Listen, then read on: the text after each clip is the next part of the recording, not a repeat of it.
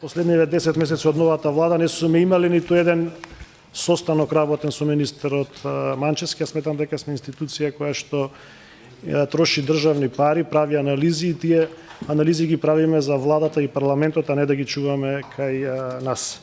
Ќе кажам да се вклопам во времето, неколку процедурални забелешки на предлог законот и неколку конкретни забелешки кои што мислам дека представуваат грешка или се направени можеби од незнаење, не дека се со намера.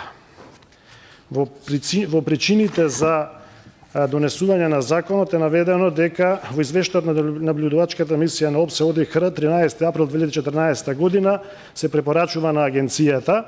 Во тој период не постоеше агенцијата, постоеше Советот за радиодифузија. Пратениците треба да знаат, значи не треба да бидат донесени во заблуда, дека тој извештај се однесува на Советот за радиодифузија и затоа е донесен овој закон за да се отстранат тие забелешки.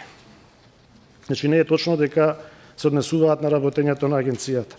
Што се однесува на ставот дека агенцијата представува нем сведок за говорот на омраза, агенцијата можам да ви ги набројам 20 на 30, не знам колку случаи кога што постапила, кога констатирала говор на омраза, меѓутоа со постојниот закон за аудиовизуелни медиумски услуги агенцијата нема казнена одредба за да може да казнува и сите своји констатации агенцијата ги праќа до јавното обвинителство и до Комисијата за заштита од дискриминација.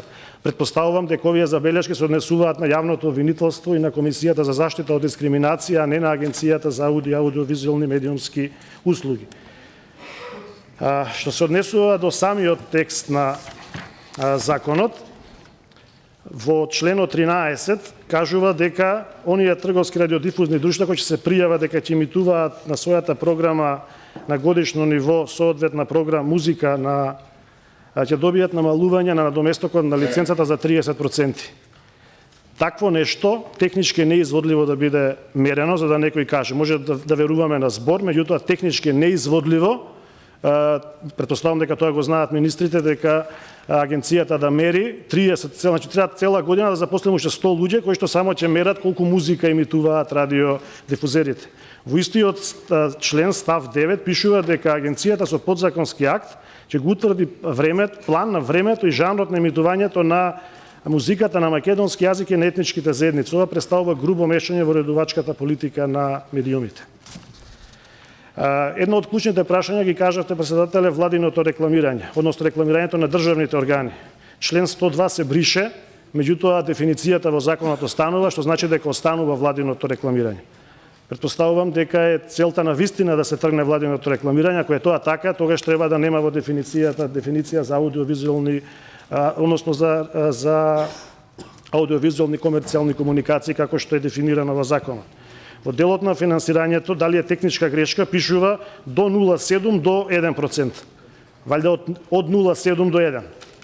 Затоа што во наредниот член, каде што се објаснува, кажува дека во зависност од како ќе се полни буџетот, така и ќе биде финансирањето, да не испадне дека наместо 0,7, ако е до 0,7 да добива 0,3, 0,2, 0,4 или 0,5%.